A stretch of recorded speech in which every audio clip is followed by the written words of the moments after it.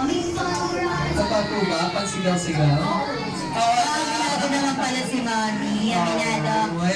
Baka pasamay ka kasi daddy, kaya sumisigaw si Mami. Ano pa daw po, Daddy? Bukod sa pagsigaw, positive naman po ang nakuha niya kay Mami. Aba, positive naman. Ano pong pag-uugali?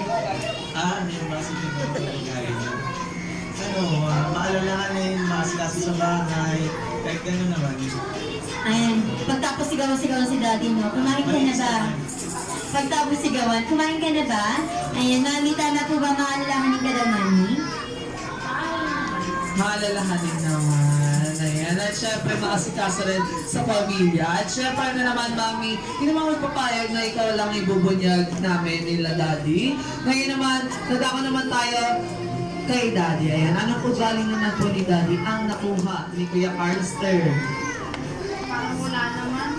Para Kasi lahat ng ugali sa akin wala na eh. di Mami pala nakuha lang. Parang wala naman lahat po na kay Mami. Ayan. Pero sa appearance naman po kaya, mata, gano'ng ilong, ano po yung nakuha ni Kuya Carlster kay Daddy? Wala silang pogi.